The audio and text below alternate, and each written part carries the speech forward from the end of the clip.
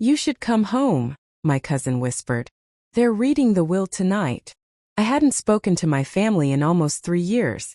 Not since the night I walked out, leaving my mother screaming after me, swearing I'd regret it. And yet, here I was holding the phone, heart pounding so hard I thought I'd drop it. Why tonight? I asked. My voice was steady but inside I was shaking. They didn't want you to know, my cousin sighed. Your brother, he's getting the house. My stomach dropped. The house. Our childhood home. The place where Dad and I used to sit on the porch every summer night, talking about dreams, about college, about how one day the house would be mine. But Dad's been gone for 6 months now. And no one called me. Not when he died. Not when they buried him. Now they were dividing up his life without me. I sat there in silence, fingers gripping the edge of my desk so hard my knuckles turned white. I could hear voices in the background on my cousin's end, laughter, clinking glasses, like it was some kind of celebration. Come if you want to know the truth, she whispered. And then she hung up. I stared at my reflection in the dark window. My face was pale, my lips pressed tight. I didn't want to go. But I knew I would. The driveway looked smaller than I remembered. Or maybe I just felt bigger, heavier. Like every step back onto that property dragged 3 decades of baggage behind me. Cars lined the street. My brother's brand new SUV, paid for with money he didn't earn, was parked right at the front like a trophy. The porch light glowed warm. Inside I could hear voices, laughter, forks scraping plates. Sounded like Thanksgiving, not a will reading. I stood there for a second, clutching my coat around me, and remembered the last time I'd walked out this door. My mother had called me selfish for refusing to cover another one of my brother's debts. She'd said, "You have money. He has needs. That's what family means." I'd laughed because I finally understood family, at least in this house, meant me bleeding so they could breathe. And then I left. No calls. No holidays. Just silence. Until tonight. I pushed the door open. The air smelled like roast chicken and cheap wine. Everyone turned to look. Conversations froze mid-sentence. My brother was sitting at the head of the table, smug, comfortable, like he already owned the place. His wife beside him, her diamond earrings catching the light. My mother at the far end, her smile tight as piano wire. "Well," she said. "Look who finally decided to show up." I swallowed hard. My heart was racing but my voice was calm. "I heard you're reading Dad's will tonight." My brother smirked. "We already did." The room shifted. Some people looked away. My mother's smile twitched. I felt my throat burn. "Without me?" "You made your choices," my mother said smoothly, lifting her glass. "We assumed you didn't care anymore." I stared at her. At him. At the house. Every memory pressed against me. The nights Dad taught me how to change the oil in his truck. The afternoons we sat on the porch steps while he said, "This will be yours one day. You'll keep it safe." My hands trembled, but I shoved them into my coat pocket so no one could see. "Funny," I said softly, eyes locked on my brother. "Because Dad promised me the house." The silence that followed was so sharp it cut the air in half. The room buzzed with tension, but my mind was already slipping backward. Back to summers in this very house, before the cracks split everything open. I was 8 when Dad first said it. We were sitting on the porch, his boots on the railing, the air thick with honeysuckle and the buzz of cicadas. "You're my steady one," he told me. His hand was rough on my shoulder, the way men think tenderness has to be disguised as weight. "One day this house will be yours. You'll keep it together." I nodded, small and serious, because I believed him.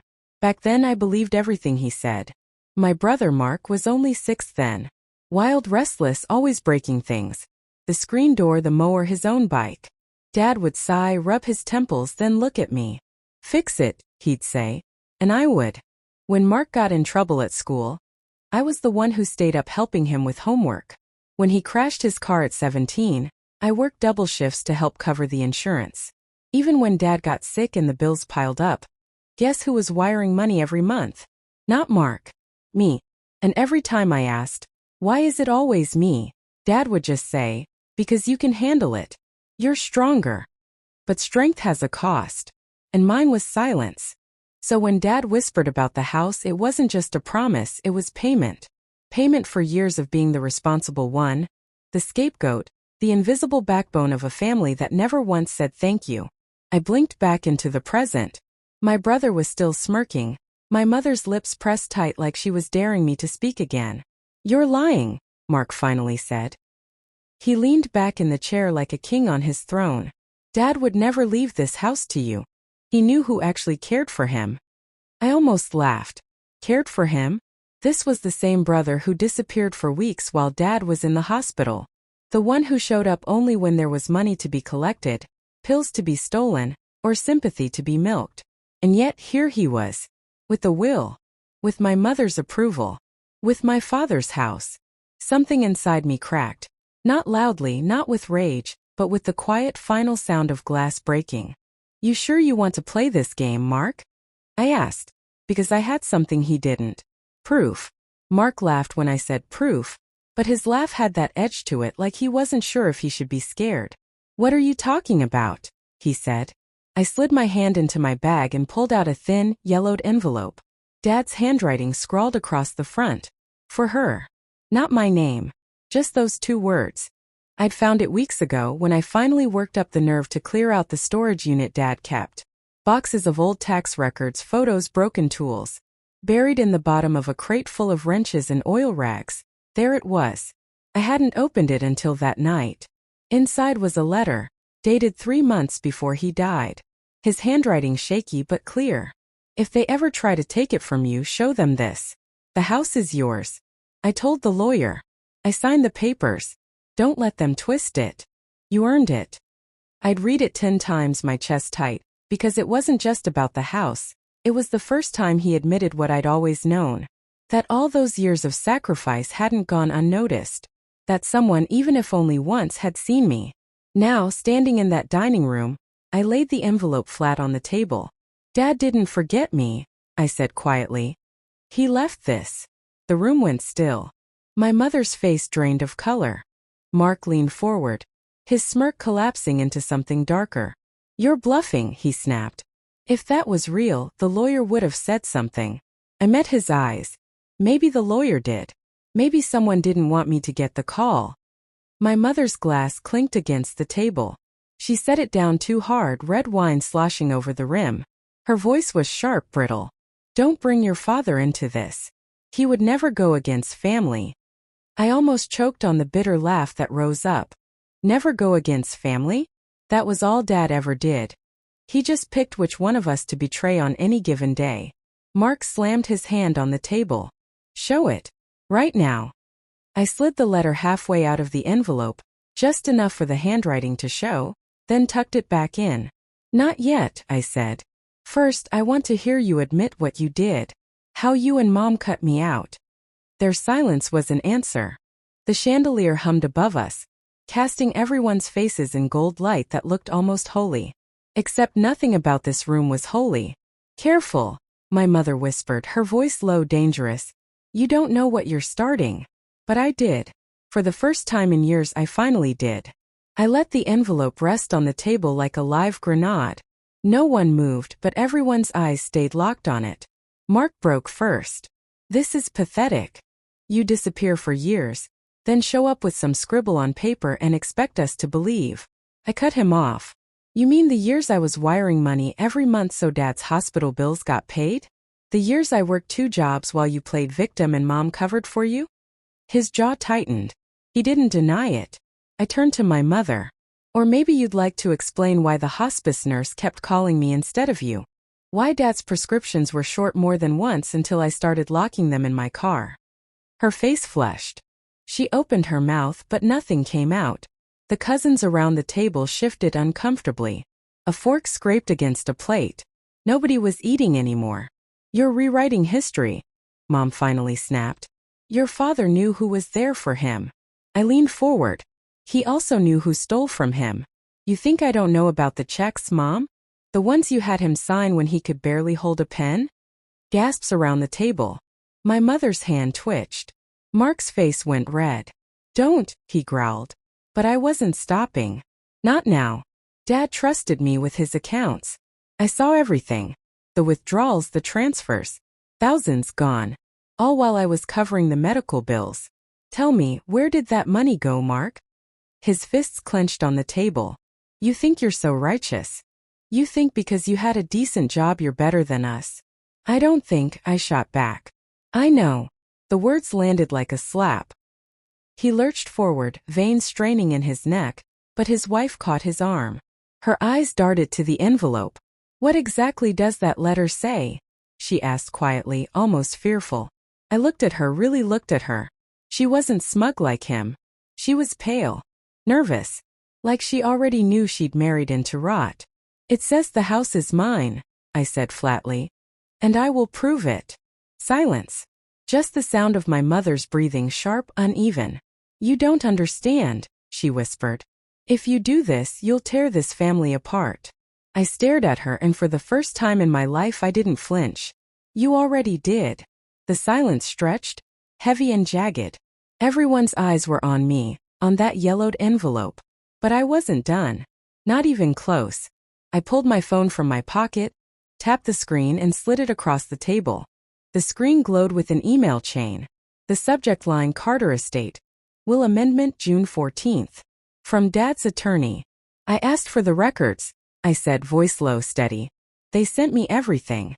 The signed amendment. Witness statements. Dated, notarized. Dad changed the will. The house is mine. The cousins leaned forward. My aunt covered her mouth with her hand. Mark's face drained of color. You forged that, he snapped, but his voice cracked halfway through. I tilted my head. Really? Want me to forward it to everyone here? Or maybe just the county clerk's office? You think they'll buy forgery, when the lawyer's seal is right there? His wife looked at the phone, then at him, and I saw it. The flicker of doubt, the moment she realized her husband wasn't invincible. This is bullshit, Mark muttered. He shoved back from the table, chair scraping loud across the wood. He promised me. He said I'd get it. I stood too, my voice rising now. He promised me when I was 8. He promised me after every bill I paid, every mess I cleaned up, every debt of yours I covered. You want to talk about promises, Mark? Then tell the room how many you ever kept. His hands curled into fists. He was shaking.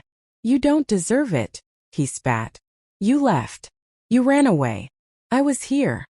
I stepped closer, just enough that he had to look me in the eye. You were here, yes. But not for Dad. For the house. For the money. For yourself. The chandelier above us trembled slightly, like even the air was bracing for impact. Mark's wife whispered, Mark, is it true? And that cracked him. His face twisted, rage spilling out, no mask left. You think you can just waltz back in and take everything? He shouted. Over my dead body. I didn't flinch. I let the silence after his words hang like a noose. Then I said, quiet but sharp, that can be arranged. Gasps around the table. My mother lurched to her feet, face white with fury. Enough. Sit down, both of you. We are not airing this filth in front of everyone. But it was too late. The filth was already out. Mark's chair toppled backward as he lunged across the table. Plates shattered, silverware clattered to the floor. Say it again, he roared, spit flying. Say it to my face. Hands shot out. 2 cousins grabbed his arms, his wife clung to his sleeve, but he thrashed like a cornered animal. His eyes were bloodshot, wild. I didn't move. My heart was pounding, but my body was steel. I already did, I said. Calm. Deadly calm. The room fractured into chaos. My aunt was crying. Someone shouted for him to sit down. My mother's voice cut through the noise like a whip. Stop embarrassing us, she hissed, but her voice shook. Mark slammed his fists on the table so hard the glasses jumped. It should have been mine. The chandelier above rattled. For a second I thought it might come crashing down. I slid the envelope closer to me, the edges of Dad's handwriting catching the light. This isn't about what you think you deserve, I said. It's about what Dad chose. He didn't choose you. Mark bellowed. His face was crimson, veins bulging. He pitied you. You were just the backup plan. The boring one. The one who never left. I felt that one hit deep and raw because it wasn't entirely false. For a second my throat tightened. But then I saw his wife's face, sick with shame, doubt flickering like a candle about to go out. I saw the cousins leaning back, distancing themselves, finally seeing him for what he was. And I realized this wasn't my humiliation. It was his. "You're right," I whispered. The room went still, everyone straining to hear. I was the boring one, the reliable one, the one Dad knew wouldn't burn this place to the ground. That's why he chose me. Not you. Mark froze. The words landed like a blade. My mother's hand clutched her glass so tightly I thought it might shatter. "You ungrateful," she began. But I cut her off. Ungrateful? After everything I paid for? After the years I carried this family on my back while you two siphoned Dad dry? Her lips trembled. She had no answer. Mark sagged back, chest heaving, his fury collapsing into something smaller. Uglier. Defeat. For the first time in my life, I saw him not as the favored son, not as the golden boy, but as what he really was, a parasite. The room was still vibrating from Mark's outburst. Dishes shattered on the floor. Wine dripped off the table's edge like blood. Everyone was staring at me now, not him, not my mother, me. And I knew it was time. I pulled the letter fully out of the envelope. My father's shaky handwriting filled the page. I read it aloud, my voice steady, slicing through the silence. "The house belongs to her. She earned it. She kept this family together when no one else would. If anyone disputes this, show them this letter. It is my will, my word, my final decision." Gasps. Murmurs. My aunt crossed herself. Mark's wife's face crumpled.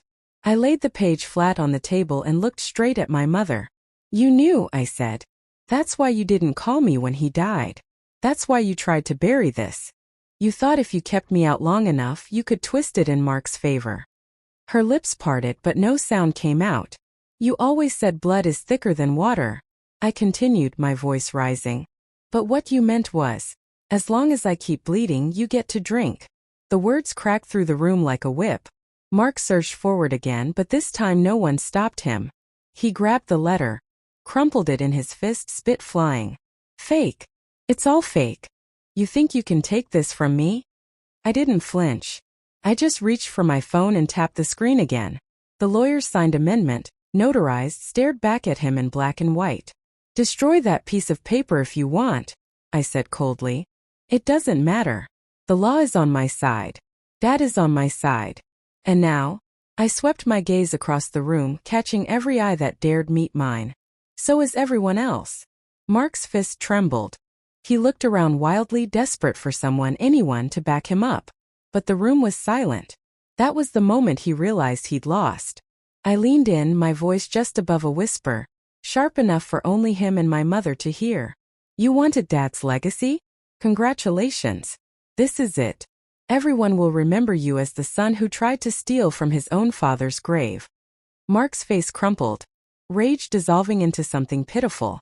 And I sat back, calm, composed, watching him shatter. The killing blow wasn't the letter. It was the silence that followed.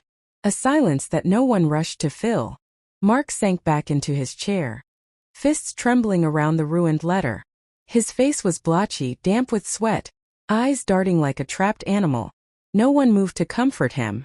Not his wife. Not my mother. Not even the cousins who used to laugh at his jokes and cover his messes. He was alone. And he knew it. "This isn't over," he muttered, but the words had no teeth. "It is," I said quietly. "It was over the moment Dad signed his name." My mother stood suddenly, her chair screeching against the floor. Her wine glass tipped, crimson spreading across the tablecloth like a stain that would never wash out. "You don't understand what you're doing," she snapped. Her voice was shrill, brittle. "You think this house will save you? You think it will make you happy? It will rot you just like it rotted him." I stared at her. And for the first time I didn't see a mother. I saw a woman who had built her whole identity on control, and was watching it slip away. "I don't want the house for happiness," I said. "I want it because it's mine. Because Dad chose me. Because for once, the truth is on paper and you can't twist it." She flinched, her mouth opening and closing like a fish gasping on dry land. Mark's wife rose quietly, her chair legs dragging slow across the wood. She walked to my side of the table, her eyes downcast. And then, softly, almost like an apology, "I believe her." Mark's head snapped toward her. "What did you say?" Her voice trembled, but she didn't back down. I said, she's telling the truth. You know she is. We all do. The room shifted. Cousins nodded. An uncle muttered something about, always knew. The tide turned swift and merciless. And suddenly it wasn't me on trial anymore. It was them. My mother. My brother. The golden boy and the woman who had crowned him. They looked smaller now. Fragile.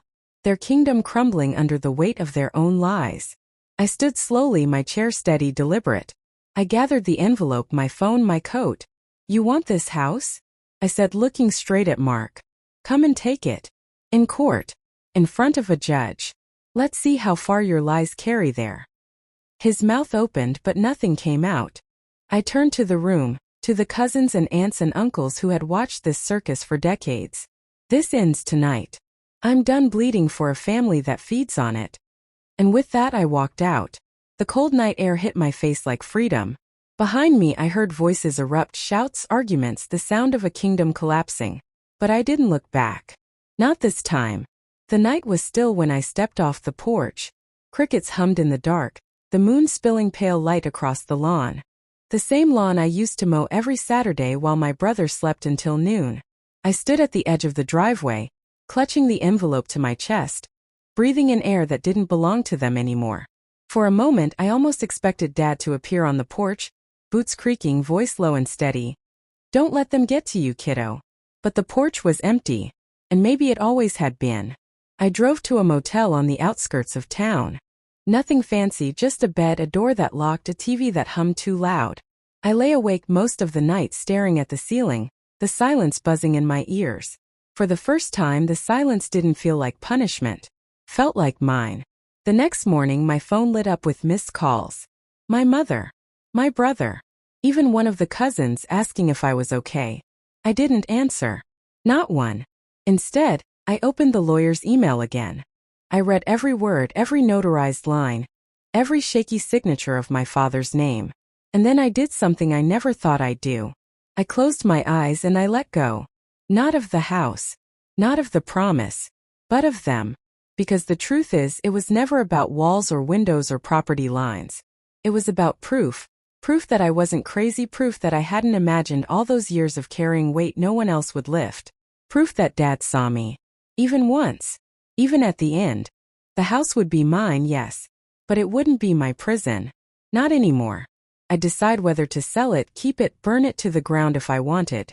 Because for the first time in my life it was my choice. 3 days later the texts slowed. The calls stopped. The family group chat went silent. I imagined them huddled together, rewriting the story like they always did. Painting me as the villain, the ungrateful one, the destroyer of family bonds. But for once I didn't care. Because I finally understood something they never would. Family isn't the people who bleed you dry and call it love. Family is the boundary you draw when you're done being bled. I left the motel that morning, the sun rising warm across the horizon. I didn't drive back to the house. Not yet. Instead I drove past it, windows down, wind on my face. And when I looked in the rearview mirror, the house stood there small, shrinking. Just another piece of the past I no longer had to carry. I smiled. Because walking away from them wasn't the end. It was the first real beginning.